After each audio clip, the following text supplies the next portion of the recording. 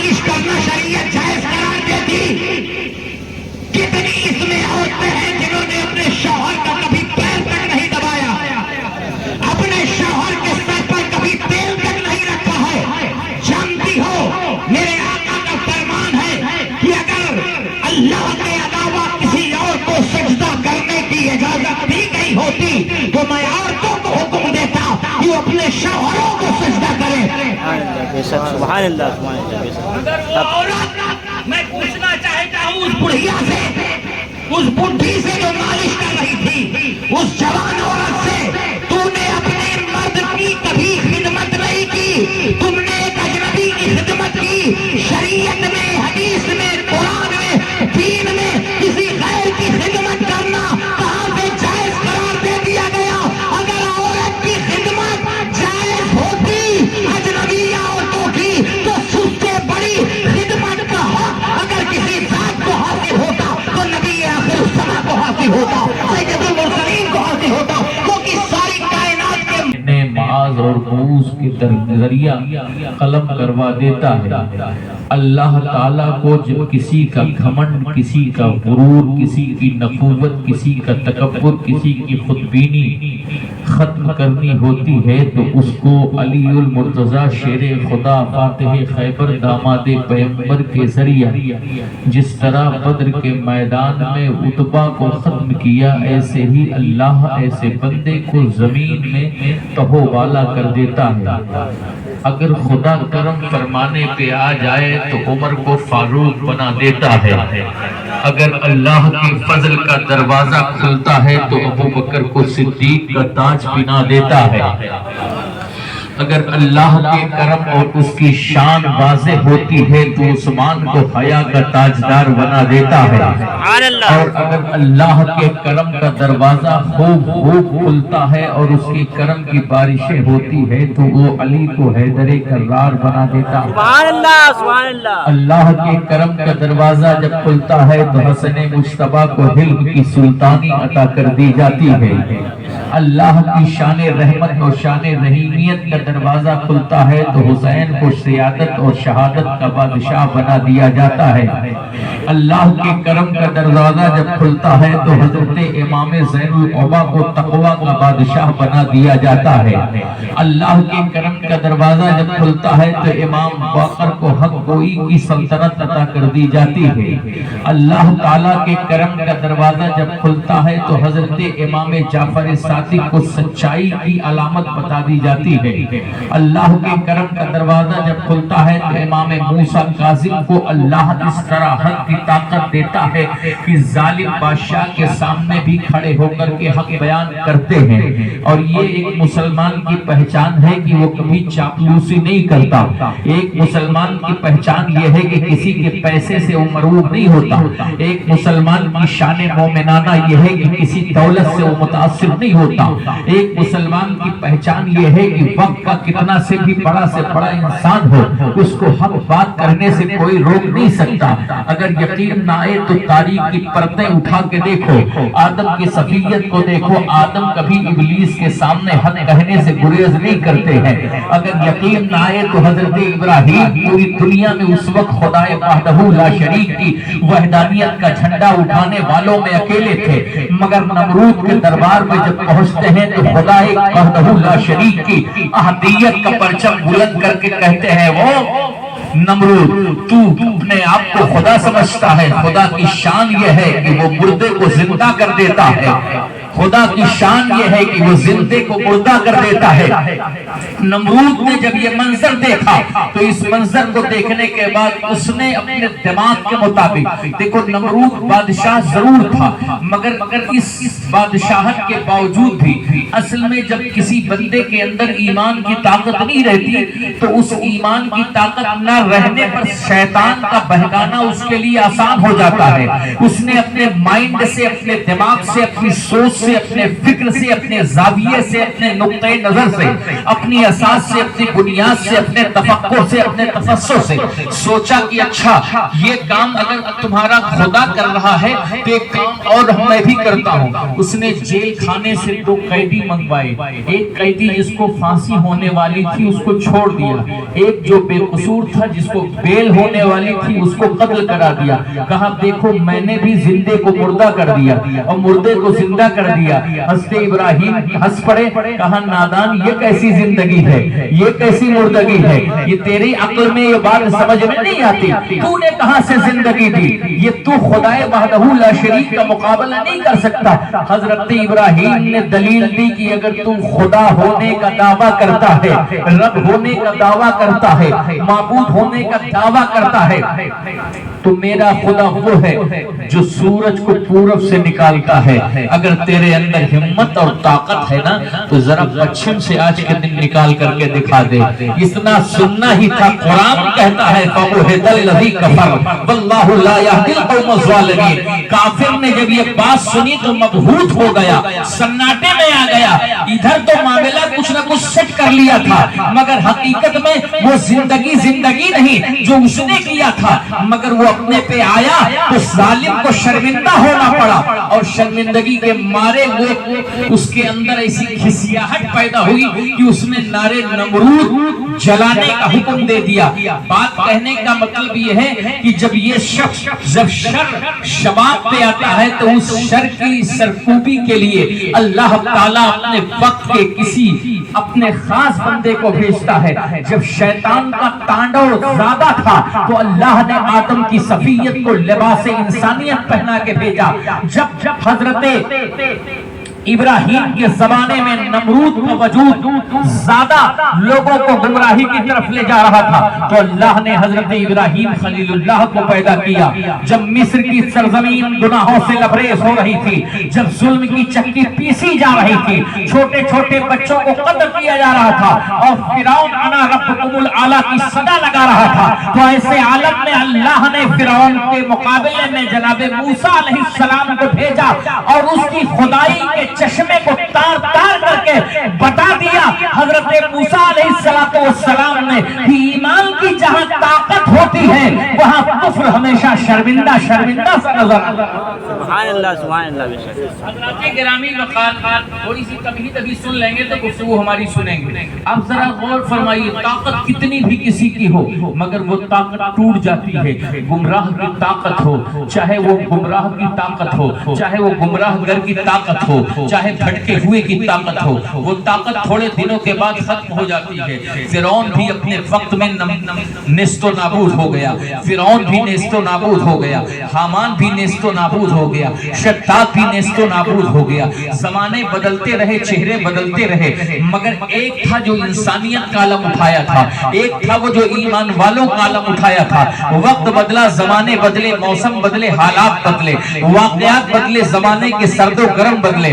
آخر میں یہ علم انسانیت تاج سارے کون و مکان، مقصد وجہ تخلیق ارض و سما، سیاہ لامکان، واقف اسرار زمانی و مکانی، منبع کمالات انسانی، فیض اکتاف ربانی، حضور آقا کریم رحمت کل کائنات، مقصد وجہ تخلیق ارض و سما، سیاہ لامکان، باب حکمت، باب شریعت، آقا کریم احمد مختار، جان عالمین، شان عالمین، منبع جود و صفا، والضحا کا جلوہ، واللیل ایسا سجا کی حقیقت، ما وقتا کا حسین وجود، واربکا وما قلا کی خوبصورت تصویر. لقد خلقنا الانسان فی احسن تقویم کی خوبصورت حسین جمیل تصویر. احمد مجتبی محمد مصطفیٰ صلی اللہ تعالی علیہ وسلم اس خاکدان گیتی پہ تشریف لائے تو انسانیت کا علم انہوں نے اٹھایا تھا.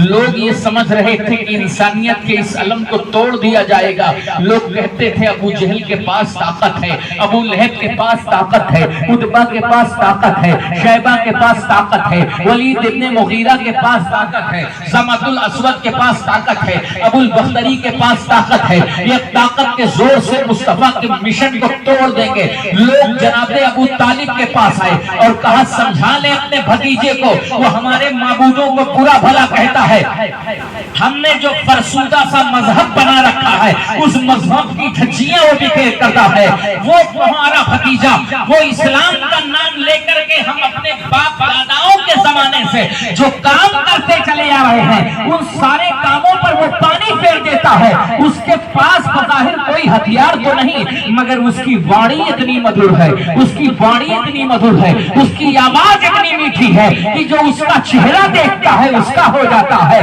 जो उसकी बोली सुनता है वो उसी में गुम हो जाता है। न जाने कौन सा शहर उसकी आवाज में है जो लोगों को बदलने पर तब्दील कर देता है, लेकिन हम भी हिम्मत नहीं हारेंगे। और उसके मानने वालों का हाल ये है कि कोई गुलाम है, कोई बांदी है, कोई मजदूर है, कोई मेहनत कश है, कोई बागों की रखवाली करना है वाला है, कोई खजूरों के बागात देखने वाला है, सब अलग अलग हैं, कमजोर तबके से ताल्लुक रखने वाले हैं, मगर न जाने कौन सी शराबे मोहब्बत को उसने पिलाया है कि उसको पीने के बाद कोड़े पड़ते हैं मगर मोहम्मद का नारा नहीं छोड़ते हैं, जमीन पर घसीटे जाते हैं, अहद अहद कहना नहीं भूलते, मुस्तफा का तराना नहीं भूलते। अब वक्त पे अबू जहल को क्या बताया जाए कि तुम जिस शराब की बात कर रहे हो वो शराब कोई मामूली नहीं है, वो फैक्ट्री सिर्फ मदीने की है, वो फैक्ट्री सिर्फ फतह की है, पिलाने वाले का नाम मुस्तफा है, जिसे पिला दिया एक ही बार पिलाया था तो अबू बकर कयामत तक के लिए सिद्दीक बन गया,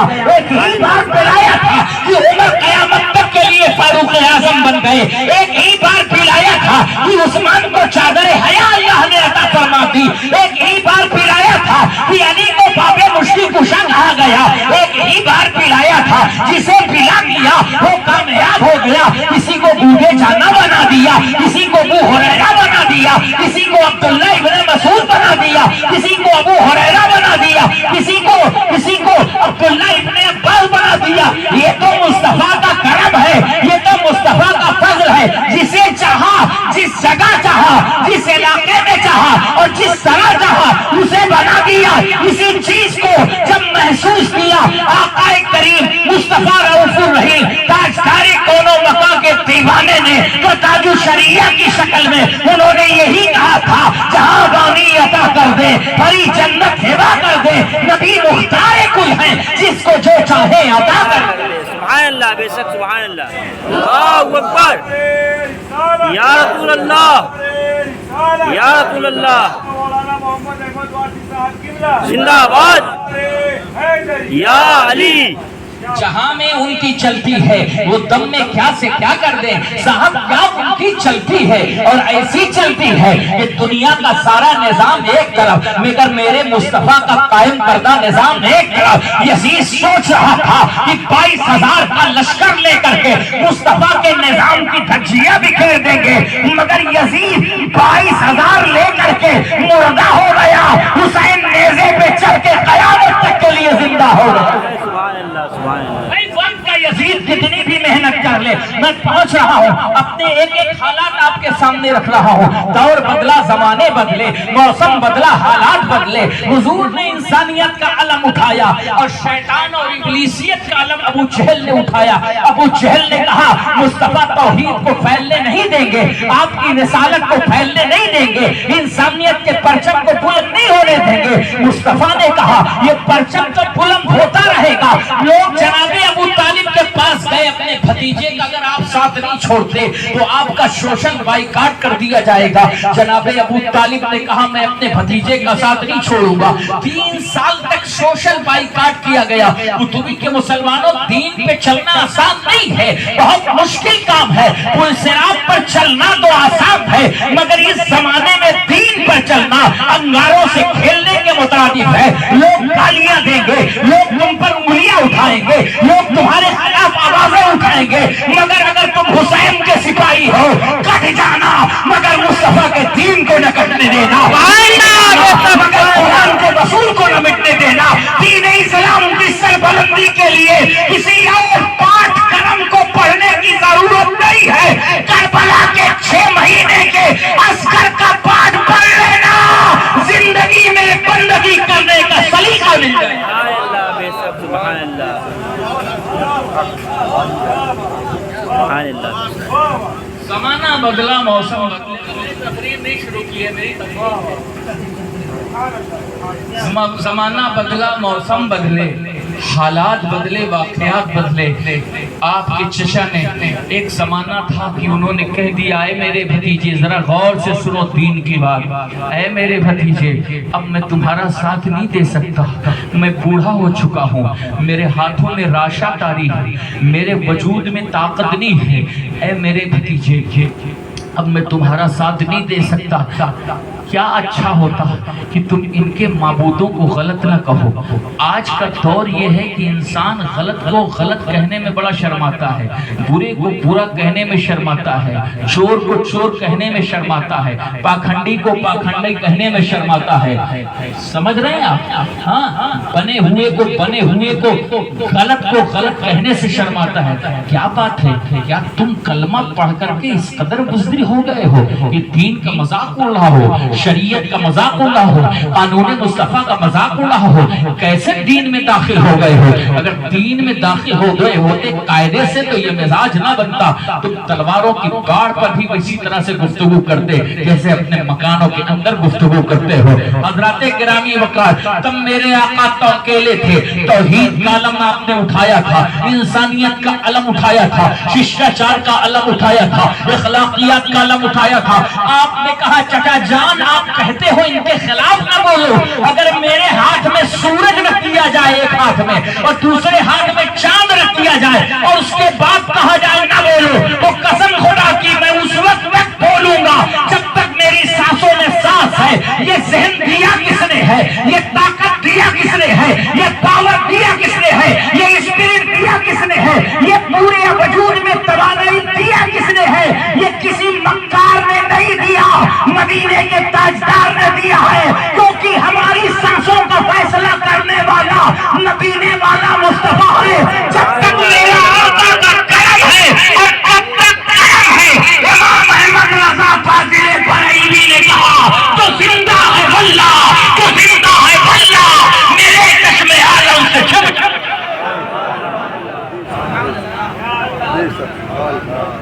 आप क्या समझते हैं हजरात गिरामी वक़ार? अब सुनते जाइए थोड़ी थोड़ी तारीफ, फिर मैं असली मैटर पे आऊंगा 15-20 मिनट के बाद। अब जरा देखिए, अलने इंसानियत लेकर के हुजूर खड़े हैं। कौन है इस मजमे में जो मुझसे गुफ्तगू कर सके और एतराज कर सके? क्या ये बात सच नहीं कि हुजूर अकेले खड़े थे? जी सच है। क्या ये बात हकीकत नहीं कि पूरा मक्का आपके खिलाफ था?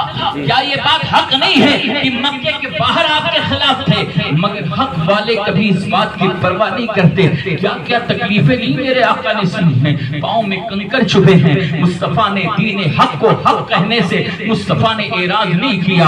हक़ तो ये है कि लोग आए और कहा अरब की सबसे खूबसूरत लड़की से आप क्या अक़्द कर देंगे, आपका निकाह कर देंगे।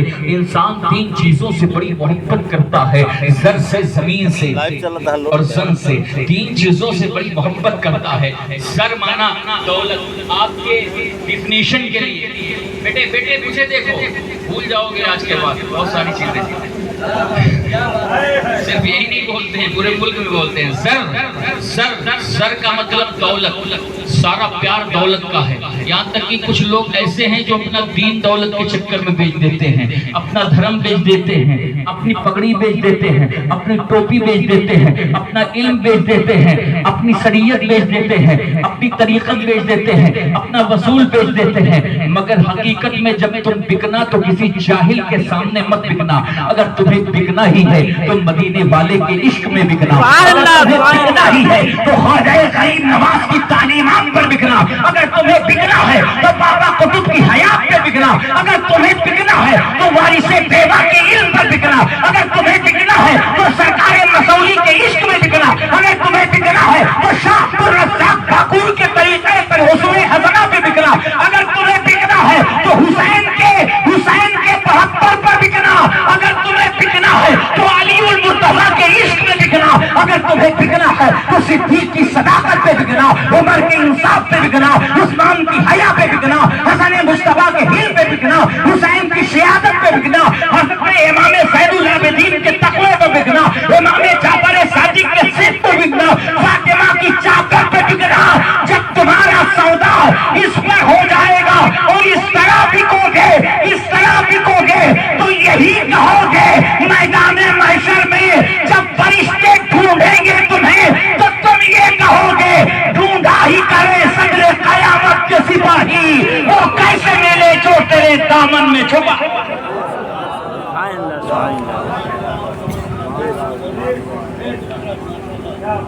وہ کیسے ملے جو تیرے دامن میں چھپا ہو، دل درد سے بسمل کی طرح لوٹ رہا ہو، سینے پہ تسلی کو تیرا ہاتھ رکھا ہو، کر وقت اجل سر تیری چوکھٹ پہ رکھا ہو، جتنی ہو قضا ایک ہی سجدے میں ادا ہو۔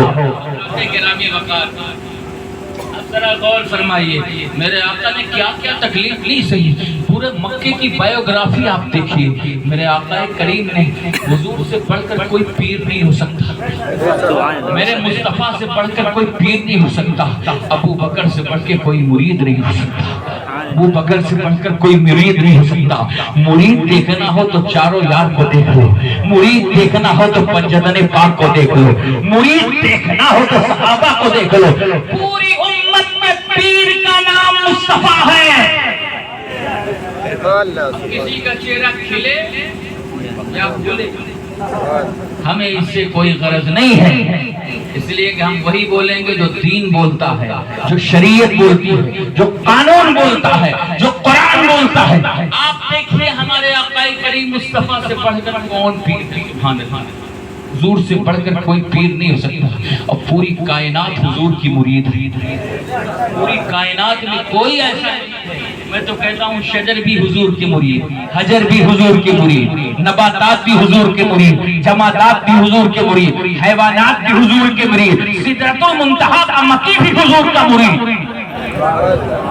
حضرت جبریل امین بھی حضور کا مرید۔ 24,000 بار حضور کی بارگاہ میں حاضری دی ہے، کتنی بار؟ 24,000 بار۔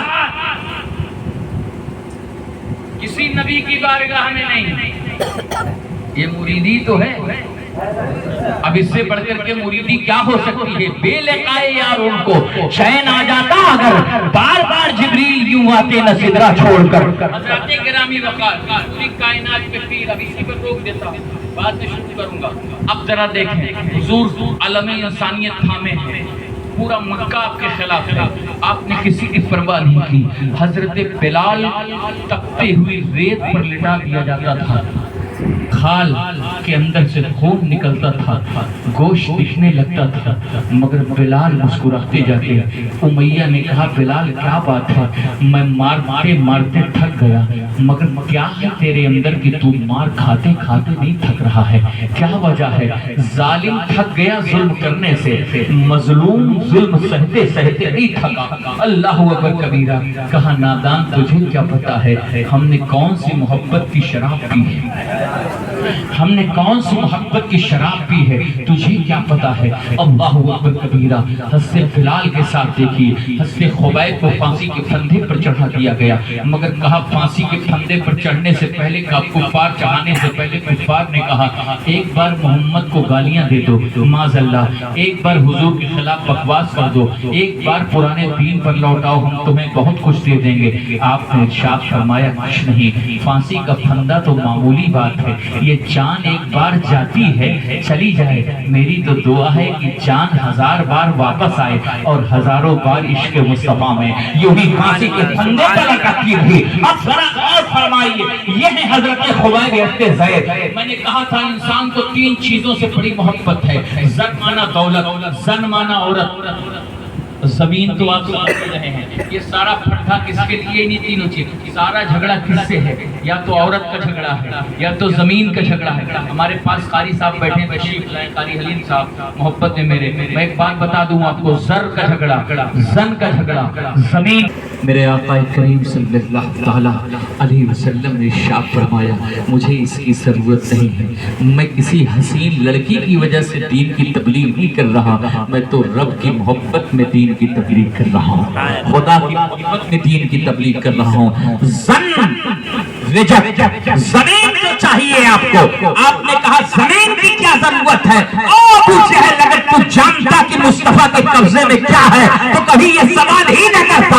عرش اعظم کی بلندیاں مصطفیٰ کی، زمین کی پستیاں مصطفیٰ کی، نیرے تابہ میرے آقا کریم، جلوائے جانانہ رکھنے والے مقام کے بادشاہ مصطفیٰ، لا مقام کی عظمتوں کے سلطان مصطفیٰ، مقام دنا پہ پہنچنے والے مصطفیٰ، جنت کی بہاریں مصطفیٰ کی، حوران جنت مصطفیٰ کی، ساری کائنات بنی ہی میرے لیے ہے، تو مجھے کیا دے گا؟ اگر دے گا تو مکے کا ایک ٹکڑا دے گا۔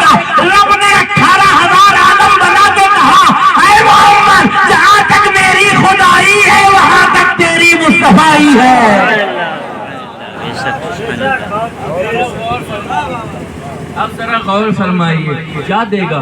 زمین بھی ریجیکٹ، زمین بھی ریجیکٹ. تو کیا ہوا؟ دو چیزیں ریجیکٹ ہو گئی، زن عورت ریجیکٹ، زمین ریجیکٹ. اب زر پیسے کی بات ہے، کتنا پیسہ دو گے، کتنا پیسہ دو گے؟ اے محمد تم کہو تو اپنے سارے بزنس کا پیسہ دے دیں، سارا روپیہ تمہیں دے دیں، ساری جائیداد تمہیں دے دیں، سب کچھ تمہیں دے دیں. میرے آقا کریم نے مسکرا کے کہا اگر میں اس پہاڑ کو اشارہ کر دوں نا تو سونے کا ہو جائے. اتنا کہنا ہی تھا کہ مصطفیٰ کی انگلی اٹھی تھی. سبحان اللہ. میرے آقا کریم کا کرم دیکھیے، یہ انگلیاں مصطفیٰ کی کتنی پاورفل ہیں. میرے مصطفیٰ جدھر انگلی اٹھا دیں ادھر کام ہو جائے. حضرات گرامی وقار، میرے آقا کریم صلی اللہ علیہ وسلم کی انگلی کا پاور دیکھو. حضور نے اتنا کہا تھا کہ اگر میں کہوں تو یہ سونے کا ہو جائے. اتنے میں وہ پورا پہاڑ وادی ابو قبیس کا سونے کا ہو گیا. لوگ دیکھتے رہے. کہا اسے کیا دیکھتے ہو؟ زمین کے جس حصے کو میں کہوں گا وہ سونے کا بن جائے گی. مجھے سونے کی بات کرنے والوں، میں کل بھی اپنے رب کی توحید بیان کر رہا تھا، آج بھی اپنے خدا کی حدیت بیان کروں گا. مجھے نہ پیسوں میں تولا جا سکتا ہے، نہ عورت کے دھوکے میں لیا جا سکتا ہے، نہ زمین دے کر کے چپ کرایا جا سکتا ہے. مکہ عاجز ہو گیا، ظلم خاموش ہو گیا، ظالم چپ ہو گیا. حضور کا دین بڑھتا گیا، بڑھتا گیا. مکے کی وادیوں سے نکل کر مدینہ پہنچا، مدینے سے نکل کر کے شام پہنچا، شام سے ایران پہنچا، ایران سے لے کر کے دنیا کے مختصر سے حصے میں نہیں بلکہ یوں جان لو 10 سال کی مدت میں پورے ورلڈ میں اسلام کا پرچم لہرانے لگا. اور پھر اس کے بعد جو کمی تھی اس کو صدیق اکبر نے پوری کر دی، فاروق اعظم نے پوری کر دی. یہ موجود تھا کہ باطل چلاتا رہا، حق بولتا رہا.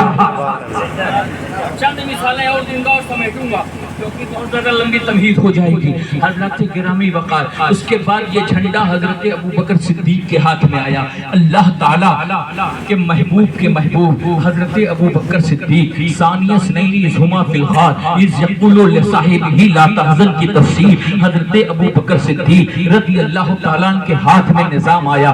2 سال 6 مہینے آپ کی حکومت رہی. سبحان اللہ، کیا کرم نوازی فرمائی. اسی زمانے میں ایک فتنہ اٹھا. حضور کے زمانے میں کچھ نئے لوگ جو مسلمان ہوئے تھے ان کو حضور نے زکوٰۃ کے لیے کہا.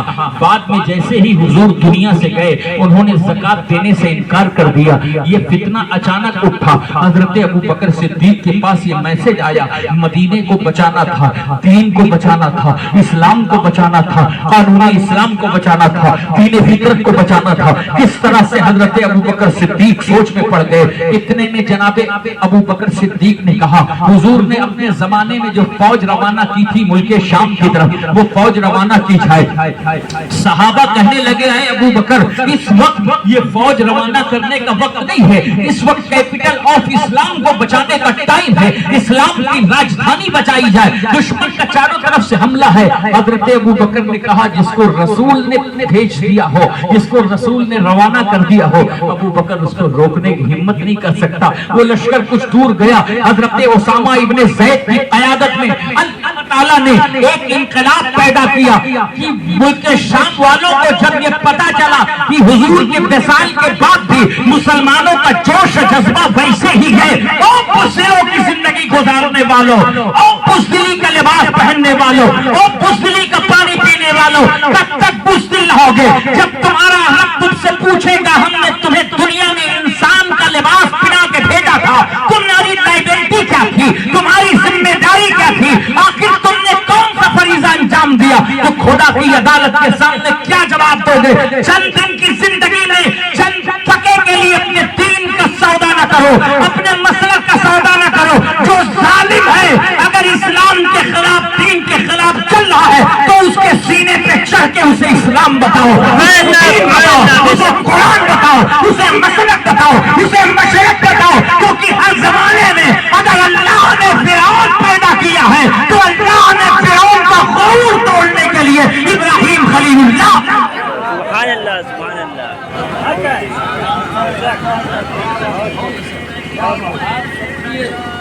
ہماری مائیں بہنیں ابھی کم سمجھ رہی لیکن میں وہاں بیٹھ ہو رہا ہوں بہت تیزی سے. بس 15-16 منٹ اور نکل جائے تو مزہ آتا ہے. حضرت ابوبکر صدیق رضی اللہ تعالیٰ ذرا غور فرمائیے، آپ تنہا لڑنے کے لیے اس وقت نبوت کے جھوٹے ٹھیکیدار بھی کھڑے تھے، جس میں مسلمۃ الکذاب جیسے جھوٹے لوگ تھے۔ حضرت ابوبکر مانعین زکوٰۃ کے خلاف تنہا کھڑے ہوئے۔ اللہ اکبر کبیرہ، ذرا غور فرمائیے، اکیلے تھے اور صحابہ تھے، لڑتے رہے، ظلم کی رسی یوں ہی چلتی رہی، آخر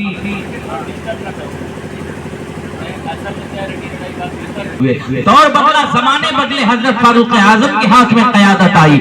ایک طرف ایران کا مارکا تھا، دوسری طرف ملک شام کا مارکا تھا، اندرونی شورشیں تھی۔ فاروق اعظم حق کی لڑائی کے لیے جمے رہے، اللہ نے انہیں فتح مبین عطا فرمائی۔ حضرت عثمان غنی رضی اللہ تعالیٰ عنہ کیا حکومت کا وقت تھا، کچھ سال تو صحیح گزرے، بعد میں ظالموں نے سازش کی، مگر حضرت عثمان غنی رضی اللہ تعالیٰ عنہ کی انگلیاں کٹ گئیں، مگر قرآن کے حروف کو نہیں کٹنے دیا، ظالموں نے شہید کر دیا، مگر شہادت کا مزہ چکھنے کے بعد بھی دین کو رسوا نہیں کرنے دیا۔ مولا کائنات نماز کی حالت میں شہید ہوئے ہیں، ظالموں نے شہید کر دیا، مگر جو بیڑا مولا علی نے اٹھایا تھا، مگر جو قلعہ مولا علی نے سر کیا تھا، اس قلعے کو سرنگو نہیں ہونے دیا، اس پرچم کو کبھی سرنگو نہیں ہونے دیا۔ اللہ اکبر کبیرہ، دور بدلا، زمانے بدلے، موسم بدلا، حالات بدلے، پھر یہ حق کا نشان، حق کا علم، انسانیت کا علم، انسانیت کا پرچم حضرت امام حسن مجتبیٰ کے ہاتھ میں آیا۔ لوگوں نے سازش کر کے زہر کا پیالہ پلا دیا، مگر میرے امام حسن مجتبیٰ نے حق کہنے سے کبھی خود کو نہیں روکا۔ دور بدلا، زمانے بدلے، موسم بدلا، حالات بدلے، یزید تخت خلافت پر نشین ہوا اور ظلم کی چکی پھر چلنے لگی، شراب پھر پی جانے لگی۔ یزید بہت بڑے بابا کا نام ہے، کوئی چھوٹا بابا یزید نہیں تھا، بہت بڑا بابا تھا، جس کے زمانے میں محرمات سے نکاح جائز تھا۔ یعنی آپ جانتے ہیں لوگ یزید کے زمانے میں ماں سے نکاح کر رہے تھے، بہنوں سے نکاح کر رہے تھے، بیٹیوں سے نکاح کر رہے تھے، شرابیں کھلا پی جا رہی تھی، ظلم و تشدد کی رسیاں عروج پر تھی۔ ایسے حالت میں یزید ظلم و جبر کے آخری دہانے کو پہنچا اور اس نے امام پاک کے نام خط لکھا کہ آپ میری بیعت کر لیجئے۔ میں بہت تاریخ نہیں بتا رہا ہوں، بس ایک شارٹ میں ایک بات بتا دے رہا ہوں، آپ بیعت کیجئے۔ امام حسین کے ساتھ بہت فوج نہیں تھی، لوگ حج کرنے کے لیے جا رہے تھے، لوگ کعبہ کے ملنے کے لیے جا رہے تھے، مگر کعبے کو بچانے کے لیے میرا حسین کربلا کی طرف رخ کر رہا تھا۔ آپ جانتے ہیں امام حسین کا جھگڑا اس لیے نہیں تھا کہ وہ آپ کا مسلح چھیننا چاہ رہا تھا، آپ کی مسجد چھیننا چاہ رہا تھا، آپ کی خانقاہ چھیننا چاہ رہا تھا، وہ تو کہہ رہا تھا آپ اپنی خانقاہ میں مست رہیے، ہم کو جو کرنا ہے کرنے دیجئے، آپ اپنے مسلح کی حفاظت کیجئے، ہم کو جو کرنا ہے کرنے دیجئے، آپ عبادت کریے، ہم کو سلطنت سنبھالنے دیجئے۔ مگر میرے امام نے کہا تھا سلطنت تیری نہیں ہے، نہ تیرے گھر کی ہے، یہ سلطنت تو میرے گھر کی ہے، یہ سیاست تو میرے گھر کی ہے، یہ طریق تو میرے گھر کا ہے، یہ امامت تو میرے گھر کی ہے، ہم سیاست بھی کریں گے اور امامت بھی کریں گے، کیونکہ میرے آقا نے اگر بدر میں میرے آقا کریم صلی اللہ علیہ وسلم نے سلطنت کی تھی تو میرے آقا نے کھجوروں کی چٹائی پر بیٹھ کر کے عبادت کی تھی۔ حضور نے دونوں کام کیا تھا، ہم دونوں کام کریں گے۔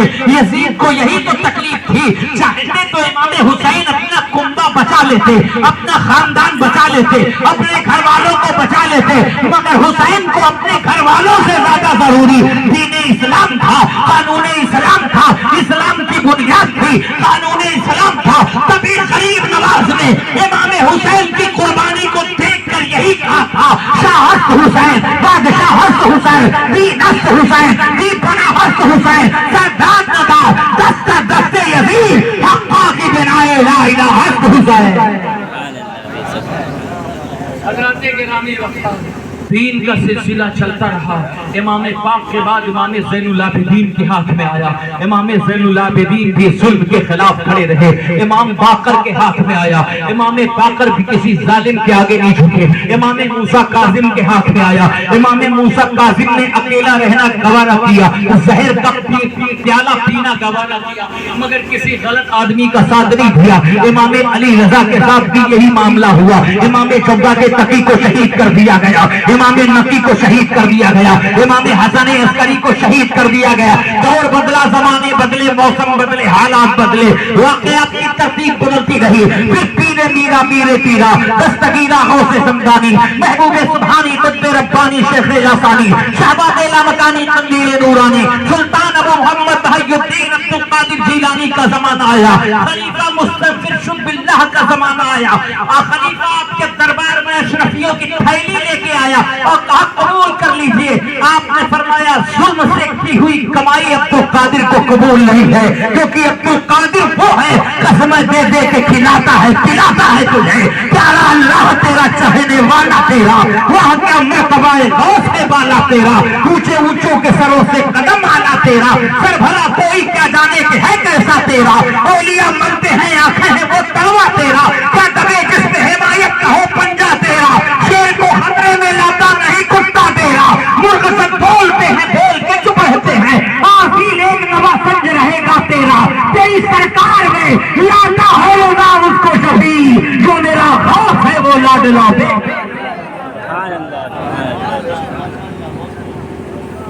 لیکن آپ لوگ اتنے سست ہیں, یہی میں کہیں باہر بولتا ہوتا تو لوگ کھڑے ہو جاتے, مگر ایسی حالت ہے کہ اتنا انجیکشن لگانے کے باوجود بھی اٹھنے کے لیے تیار نہیں. درود پاک پڑھ لیں. میں اشرفیوں کو نچوڑ دوں نا تو اس کا خون تمہارے محل کے دروازوں تک جا پہنچے گا. آپ نے نچوڑنا شروع ہوا, خون بہنا شروع ہوا. کہا اگر تو رسول اللہ کے چچا کی اولاد نہ ہوتا تو آج یہ خون تیرے محل تک پہنچا. تو نے مخلوق خدا کا خون چوس چوس کر کے پیسہ جمع کیا ہے اور عبد القادر کو بھیٹ کرتا ہے, عبد القادر کو تحفہ کرتا ہے. سب کا تحفہ امام صاحب مت لیا کرو, سب کا پیسہ مت لیا کرو, سب کا روپیہ مت لیا کرو. کچھ لوگ تم کو خریدنے کے لیے روپیہ دیتے ہیں. اللہ نے چاہا تو تمہاری 10 روپے کی کمائی میں ہی تمہاری اتنی برکت ہو جائے گی کہ تمہیں کسی غیر کے آگے ہاتھ پھیلانے کی ضرورت ہی نہیں رہے گی. میرے غوث اعظم نے واپس کر دیا, اس کو بھگا دیا, بے ہوش ہو گیا تھا. حضرت گرامی وقار, یہ وقت بڑھتا گیا, ہر صدی میں کچھ نہ کچھ اختلاف ہوتا گیا. اگر میں پوری تاریخ بیان کروں گا تو 14 جتنے مجددین ہیں ان کی تاریخ میں بڑا وقت نظر آئے گا. بس یہی مختصر میں کرتا ہوں. وقت کی آندھی چلتی رہی, کبھی مجدد الف ثانی کھڑے ہوئے. آپ جانتے ہیں کہ سب سے بڑا فتنہ دا گریٹ اکبر جس کو کہتے ہیں, دا گریٹ اکبر کے دور میں سب سے بڑا فتنہ کیا تھا پتہ ہے؟ سب سے بڑا فتنہ اس کے دور میں یہ تھا کہ اس نے جتنی حرام چیزیں تھیں انہیں حلال کرا دیا تھا. اس نے اپنی مرضی کے مطابق ایک دین بنایا تھا, ایک مذہب بنایا تھا, اور جو اس کی بات مانتا تھا اس کو قریب رکھتا تھا, جو اس کی بات سے اپنے آپ غلط کرتا تھا اس کو قید خانے میں ڈال دیتا تھا. مجدد الف ثانی نے اس کے خلاف آواز اٹھائی اور دین اکبری کی دھجیاں بکھیر کر کے رکھ دی. اکبر, خدا کے قانون کے آگے تیرے قانون کی کیا حیثیت ہے, خدا کے دین کے آگے تیرے دین کی کیا حیثیت ہے. ان الدین عند اللہ الاسلام, سب سے بڑا دین جو ہے وہ اللہ کا دین ہے, لہذا تو کچھ نہیں کر سکتا. کھڑے ہو گئے قسم خدا کی, اور ایسا کھڑے ہوئے کہ آپ کو گوالیار کے قید خانے میں جیل میں بند کر دیا گیا. مگر جو مرد مومن ہوتا ہے, سچا مجاہد ہوتا ہے, وہ جیل خانے میں ہی اللہ کی رحمتوں کے دروازے کھول دیتا ہے. ایسی تبلیغ کی کہ اکبر کے درباری جو اس کے دین الہی کے ماننے والے تھے, انہوں نے اس کے دین الہی سے انحراف کر کے حضور مجدد الف ثانی کی غلامی اختیار کر لی. خود اکبر کا بیٹا سلیم, جسے بعد میں جہانگیر کے نام سے یاد کیا جاتا ہے, وہ حضرت مجدد الف ثانی کا مرید بن گیا. حضرت گرامی وقار, دنیا کیا دنیا سے کیا کہتی رہی؟ وقت بدلا، زمانے بدلے، موسم بدلا، حالات بدلے. حضرت اورنگزیب عالمگیر کا زمانہ آیا. ظلم تشدد کے اس خاتمے کے لیے آپ نے بڑی اہم حکمت عملی اپنائی. اخیر دم تک آپ الجھتے رہے اور تکن ہی میں آپ کا انتقال ہوا. کبھی زندگی رہی تو ان کی زندگی پر میں انشاءاللہ بطور خاص آپ کو سناؤں گا. اب اس کے بعد ایک زمانہ ایسا آیا جب سارے کے سارے لوگ دن بدن مردنی کی طرف گامزن تھے. دین کھوکھلا ہونے کے قریب تھا. ظلم کی رسیاں دراز تھی. کفر و شرک کے فتوے عام تھے.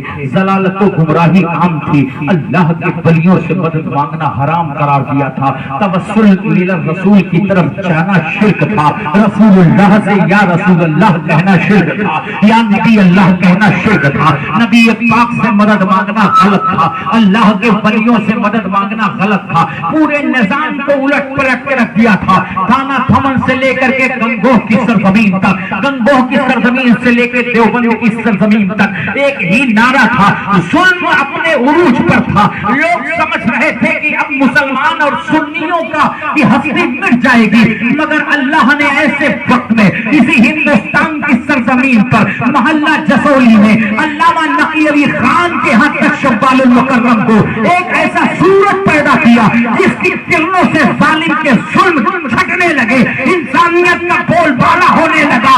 دنیا نے کسی نے کچھ کہا، کسی نے کچھ کہا، مگر عشق نے اس کو امام احمد رضا خان کہا. جس طرف سے امام احمد رضا گزرتے رہے نجمیت کی آندھی بھاگتی رہی. دیوبندیت کا فساد دور ہوتا رہا. صلح کلیت ختم ہوتی رہی. قادیانیت کا تعاقب آپ نے کیا. وہابیت کا خاتمہ آپ نے کیا. دینا تشریعت کا خاتمہ آپ نے کیا. میرا رضا بڑھتا رہا، عشق کہتا رہا. ریاض میں جل جائے بے دینوں کے دل، یا رسول اللہ کی کثرت دیجیے. اللہ اکبر، اللہ اکبر، یا رسول اللہ زندہ آباد. اللہ اکبر. میرے آقا حضرت جب کھڑے ہوئے جھنڈا لے کر کے تو ایک طرف سے نہیں، پورے چاروں کونوں سے، پورب سے لے کے پچھم تک، پچھم سے لے کے اتر تک، اتر سے لے کے دکن تک ایک ہی آواز آ رہی تھی، پیش حق مصطفیٰ شفاعت کا. سناتے جائیں گے، آپ روتے جائیں گے، ہم کو ہنساتے جائیں گے. گھساتے بھی ہیں خدا نے دامن محبوب کو، جرم کھلتے جائیں گے، وہ چھپاتے جائیں گے.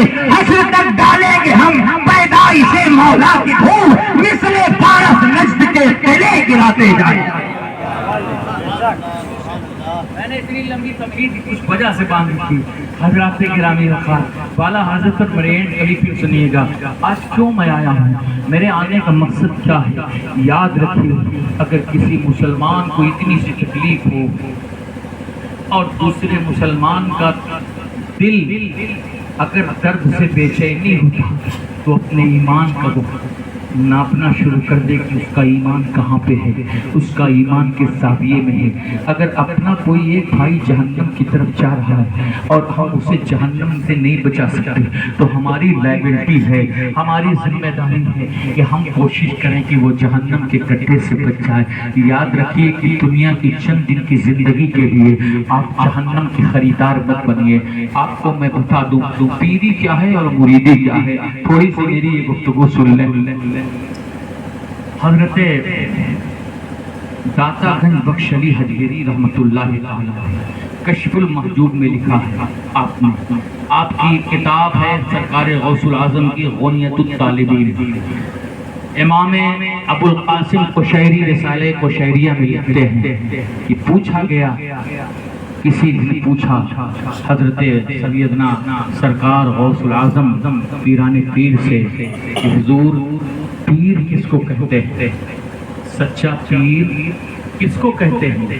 تو فرمایا سچے پیر کی پہچان یہ ہے جو مریدوں کو تلاش نہ کرے بلکہ خود مرید اس کو تلاش کرے.